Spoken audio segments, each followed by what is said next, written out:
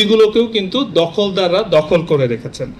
Transparency international Bangladesh TIB গভীর উদ্বেগ প্রকাশ করে বলেছে যে শাহ সিমেন্টের মতো একটা প্রভাবশালী প্রতিষ্ঠান প্রায় 24 একর নদী ভূমি দখল করে নদীর বুকে চিরে বালু ফেলেছে, মাটি ফেলেছে, আর রাষ্ট্র নির্বিকারভাবে দেখে যাচ্ছে। সো গত 17 বছর ফ্যাসিস্ট আওয়ামী সরকার যখন ক্ষমতায় ছিল তখন তো হীরক রাজার দেশ যেভাবে হয়েছে চলেছে।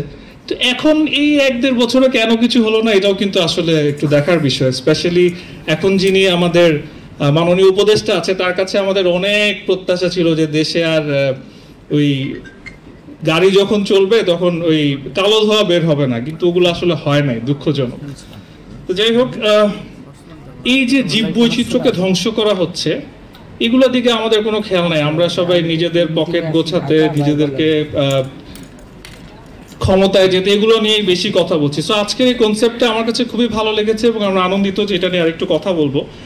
সো এই যে মুন্সিগঞ্জ জেলা প্রশাসন এবং জাতীয় নদী রক্ষা কমিশন বারবার শাহ সিমেন্টকে দখলদার ঘোষণা করেছে, কিন্তু আমরা এই আমাদের আন্দোলনের ফসল যে সরকার, তাদের কাছ থেকে এখন পর্যন্ত কিন্তু নির্বিকার কনসেপ্টই পাচ্ছে যে তারা কিন্তু কোনো এই ব্যাপারে কোনো প্রপার কোনো স্টেপ নেন নাই যেখানে আমরা দেখবো যে নদীকে দখলমুক্ত করা হয়েছে বা কিছু।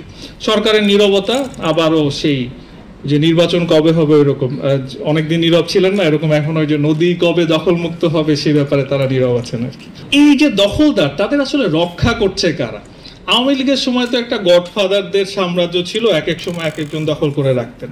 এক্সট্রিম মশার কয়েল প্ল্যান্ট ফাইবার দিয়ে তৈরি, তাই সহজে ভাঙে না, সুগন্ধিযুক্ত ও নিরবিচ্ছিন্নভাবে জ্বলে। ডেঙ্গু, চিকুনগুনিয়া বাহি সহ যে কোনো মশার বিরুদ্ধে দেয় এক্সট্রিম সুরক্ষা।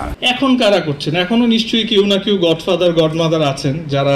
টিআইবি জনাব পরিচালক জনাব ইফতেখারুজ্জামান একটা খুব সুন্দর কথা বলেছিলেন যে নদী হত্যা মানেই কিন্তু মানব হত্যা। সো নদীকে যখন 2019 সালে হাইকোর্ট জীবিত সত্তা হিসেবে স্বীকৃতি দিয়েছিল, তখন থেকেই কিন্তু আমরা দেখেছি যে নদীকে কিভাবে ট্রিট করা উচিত আমরা একটা গাইডলাইন পেয়েছি। আজকে কিন্তু আমরা এই হাইকোর্টের অডিটোরিয়ামে আছি, আমি নিজেও একজন প্র্যাকটিসিং লয়ার। আমরা কিন্তু হাইকোর্টকে অপমানই করে যাচ্ছি দিনের পর দিন, নতুন সরকারের কাছ থেকেও কিছু পেলাম না। সো একই পজিশনেই পড়ে আছে আর কি। আমরা কিছু দাবি জানাতে চাই। প্রথমত, শাহ সিমেন্ট সহ সব নদীকে যেসব প্রতিষ্ঠান, তাদেরকে কালো তালিকাভুক্ত করতে হবে।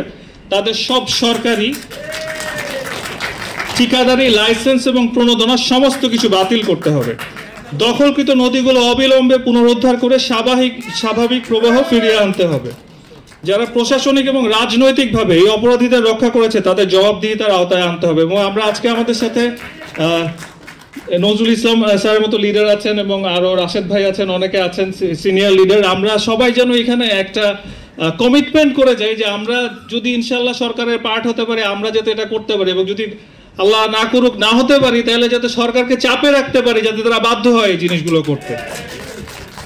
আর একটু অ্যাড করব, নদী দখল, দূষণ, ভরাটের কারণে সৃষ্টি যে ক্ষতি হচ্ছে, সেগুলোর জন্য ক্ষতিপূরণ আদায় করতে হবে। বাংলাদেশে নদী দখল এক ধরনের এটা একটা প্রতিযোগিতা, কিন্তু নদী কারো ব্যক্তিগত সম্পত্তি নয়, এটা বাংলাদেশের সম্পদ, আর বাংলাদেশের সম্পদকে রক্ষা করা আমাদের দায়িত্ব।